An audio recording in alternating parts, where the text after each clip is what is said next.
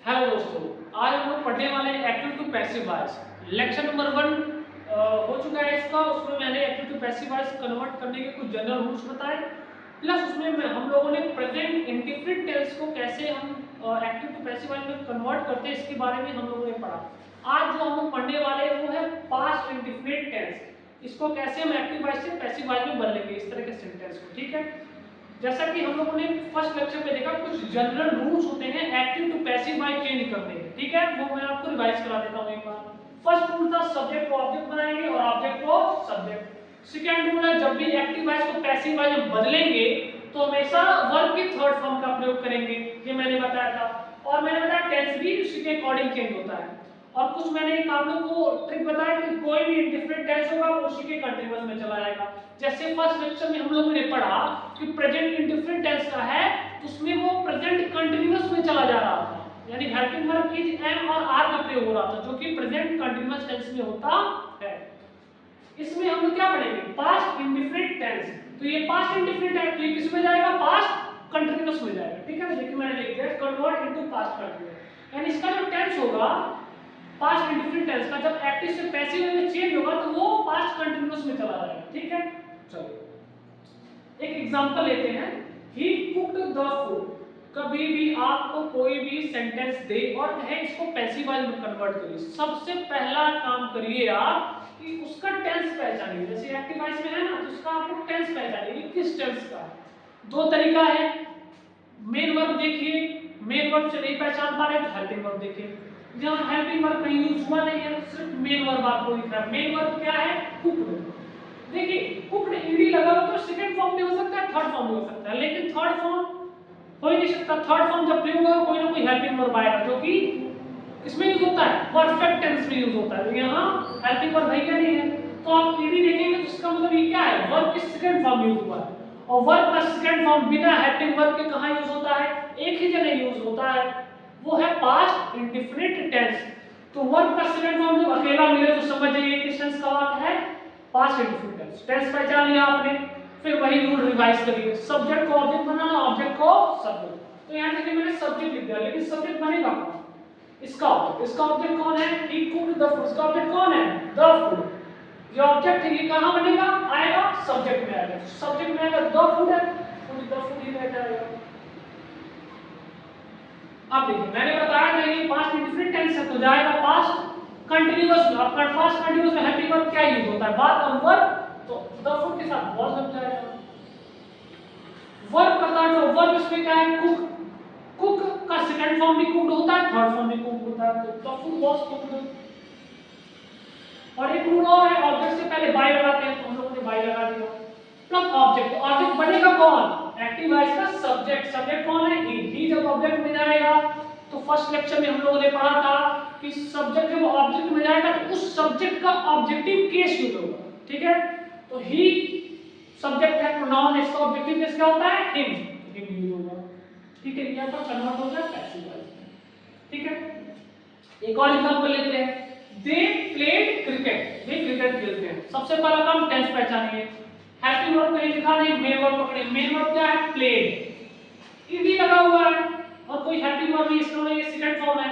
Second form किसमें use होता है, पास्ट इंडिफिनिट में। जाएगा किसमें, पास्ट कंटीन्यूअस में जाएगा, पास्ट कंटीन्यूअस में जाएगा। ठीक है, टेंस क्लियर हो गया। अब क्या करेंगे, subject object object subject. Object कौन है, क्रिकेट। क्रिकेट आएगा इधर, सब्जेक्ट हो गया क्रिकेट। फिर पास्ट कंटीन्यूअस में जाएगा तो पास्ट कंटीन्यूअस का हेल्पिंग वर्ब लगेगा, तो बाद में वर्ब लगेगा, क्रिकेट है सिंगुलर वर्ब लगेगा। वर्ब का थर्ड फॉर्म लगाएंगे, हेल्पिंग वर्ब के बाद वर्ब भी लगता है, तो प्लेड का थर्ड फॉर्म भी प्लेड होता है। फिर बाय लगाते हैं ऑब्जेक्ट से पहले, हम लोगों ने सीखा बाय। दे सब्जेक्ट है, ऑब्जेक्ट में जाएगा। दे क्या है, सब्जेक्ट जाएगा ऑब्जेक्ट में, तो इसका ऑब्जेक्टिव केस यूज होगा। और दे का ऑब्जेक्टिव केस हम लोगों ने फर्स्ट लेक्चर में देखा है, क्या होता है, दे का देम। ठीक है, एक और एग्जांपल लेते हैं। We bought the books. हमने बुक खरीदा। अब देखिए बॉट, बाय का सेकंड फॉर्म है बॉट।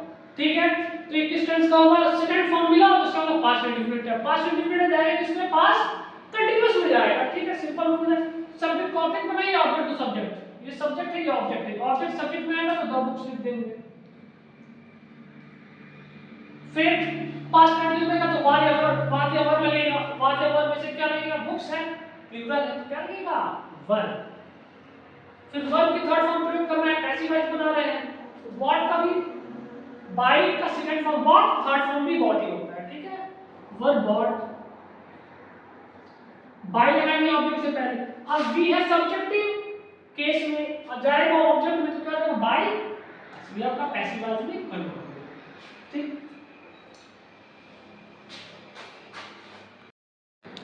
हम लोगों ने अफर्मेटिव सेंटेंस देख लिया, हम लोग देखेंगे नेगेटिव सेंटेंस। देखिए आपको सेंटेंस मिला, she did not teach you, सबसे पहले क्या करना है, टेंस पहचानना है।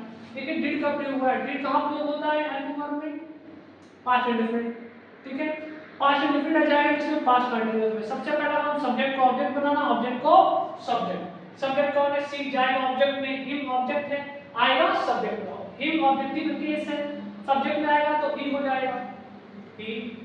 फिर पता है वाज एवर लगे, क्योंकि ये इंडेफिनिट टेंस का है, जाएगा कंटीन्यूअस में, और ये पास्ट इंडेफिनिट है तो पास्ट कंटीन्यूअस में जाएगा, पास्ट कंटीन्यूअस में was ever helping verb use होता है, ही के साथ क्या लगेगा, वाज। नेगेटिव है तो आप लगा लेते हैं। वर्ब का थर्ड फॉर्म है, टीच का थर्ड फॉर्म क्या होता है, टॉट। फिर बाय लगेगा, ऑब्जेक्ट बनेगा कौन, सब्जेक्ट, सी का, तो ऑब्जेक्ट में जाएगा तो क्या इसका ऑब्जेक्टिव केस यूज होगा, सी का ऑब्जेक्टिव किसका होता है। एक और सेंटेंस लेते हैं, the teacher did not punish the student, teacher ने स्टूडेंट को पनिश नहीं किया। अब देखिए हेल्पिंग ऑब्जेक्ट है, डिड यूज हुआ है, डिड यूज हुआ है तो past indefinite tense, past indefinite tense से जाएगा इसमें पास्ट कंटीन्यूअस में। सबसे पहला काम सब्जेक्ट को ऑब्जेक्ट, ऑब्जेक्ट को, ये सब्जेक्ट है ऑब्जेक्ट में जाएगा, ये ऑब्जेक्ट है सब्जेक्ट में आएगा, द स्टूडेंट सब्जेक्ट में आ गया। फिर क्या यूज होगा, वाज एवर, क्योंकि ये डिड है पास्ट इंडेफिनिट जाएगा पास्ट कंटीन्यूअस में, helping verb was ever use होगा, that is the student, the student, student के साथ सिंगुलर क्या लगेगा, वाज, द स्टूडेंट वाज।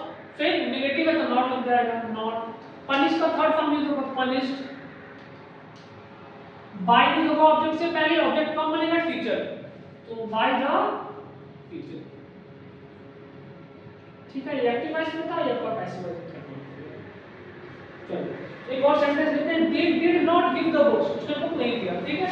अब देखिए ये है डिड लगा है तो पास्ट इंडेफिनिट हो जाएगा किसमें, पास्ट कंटीन्यूअस में, पास्ट कंटीन्यूअस, ठीक है। सब्जेक्ट ऑब्जेक्ट बनेगा, ऑब्जेक्ट सब्जेक्ट, ऑब्जेक्ट क्या है, द बुक्स, आ गया सब्जेक्ट में, द बुक्स। फिर वाज एवर लिखना है, वाज एवर पे से लगेगा प्लूरल है, क्या लगेगा, वर।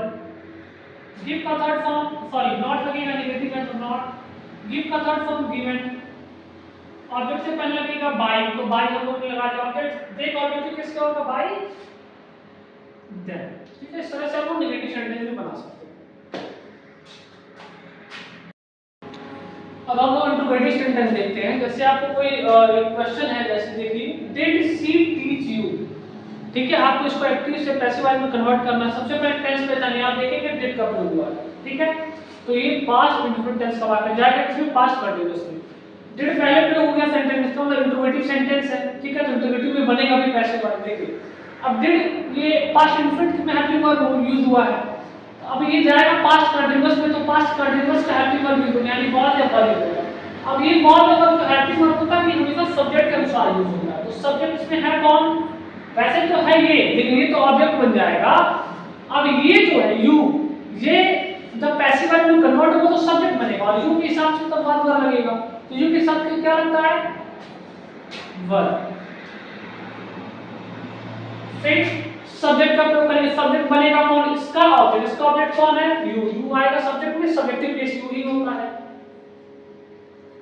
वर्ब का थर्ड, वर्ब क्या है इसमें, टीच, टीच का थर्ड फॉर्म टॉट।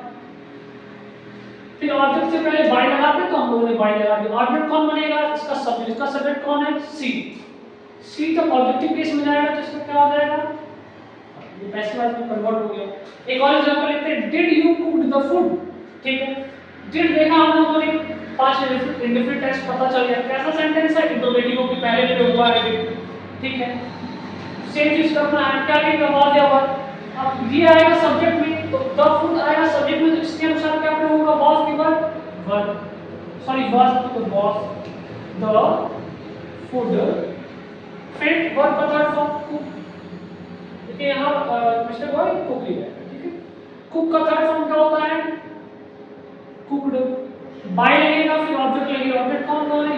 यू का ऑब्जेक्टिव केस ही होता है, बन गया, ठीक है।